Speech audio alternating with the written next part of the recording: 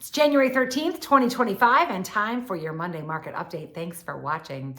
Well, hopes of lower mortgage rates have all but passed for most would-be buyers as interest rates climbed to 7.1% last week, the highest it's been since June of 2024. Amid a market riddled with higher prices and higher interest rates coupled with wages that are barely outpacing inflation, affordability continues to be the buzzword that is plaguing the real estate industry this year. The feds are in a balancing act. They're trying to keep us out of a recession while keeping inflation at bay, and that often leads to the dreaded stagflation. It's kind of like a car being stuck in the mud. You're not really going forwards, you're not really going backwards. We're just kind of staying in the same place. Doesn't mean it's a bad time for real estate. Doesn't mean it's a bad time to be a buyer or a seller. It just means that things aren't moving very much. Prices are going to hold steady. Prices will continue to rise this year, even with interest rates holding. Even if they come down a little bit, we're hoping that they might come down to the mid sixes, but we don't know.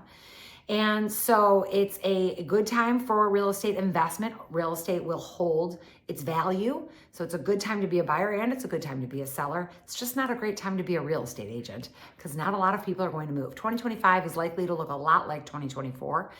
And homes are going to continue to be a good investment. That's a good thing.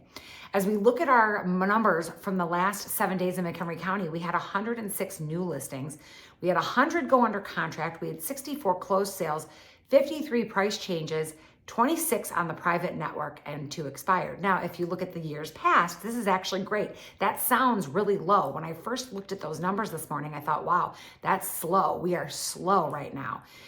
Even though I've had a lot of transactions personally, the market overall is pretty slow right now. However, in 2024, we only had 65 new listings with 85 going under contract. So we had more going under contract than newly listed. This week, we actually have less under contract than newly listed, but both higher numbers. In 2023, we had 71 new listings, 98 under contract. In 2022, 101 newly listed, 114 under contract. So our numbers this week, this year, are actually closer to our 2022 numbers, which was a great year for real estate. So perhaps we're seeing a little bit of signs of returning to normal. But what is normal? Who knows anymore?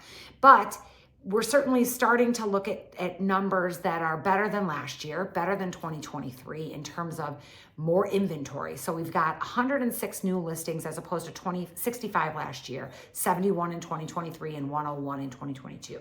So our newly listed numbers are certainly closer to 2022. Under contract, we have less under contract than we had newly listed and less under contract than in 2024 and in 2023. We have more under contract than we had in 2024 and 2023 and a little bit less than 2022. So we have a lot of buyers in the market. We have more sellers in the market. It appears we actually have a little bit more inventory than we've had in the last 2 years. So indications would lead you to believe that 2025 might actually be better. We just have these interest rates and prices that are higher that's making affordability very hard. And actually, that's not the culprit. Most people want to talk about the prices being too high. They're not too high. They're right where they should be with 4% annual appreciation year over year. And interest rates are average. They're historically average. They're actually lower than historical averages. It's just that wages have not kept up with the pace. So therefore, the down payment or the monthly payment that people are dealing with is a much larger percentage right now than it was in years past. So people are spending more of their income on their homes, and that's hard. And there is nothing that we can do to make that any better, except to realize that that's actually the problem. It's not the interest rates. It's not the prices. It's that the general population is not making enough money. Corporations are not paying their employees enough.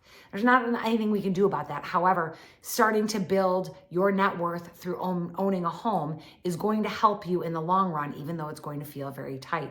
And rents are doing nothing but going up. So that's not a good solution either. So it's a great time to be in the real estate industry or in the real estate market in terms of a buyer or a seller. Maybe a tough time to be a real estate agent, but that's okay.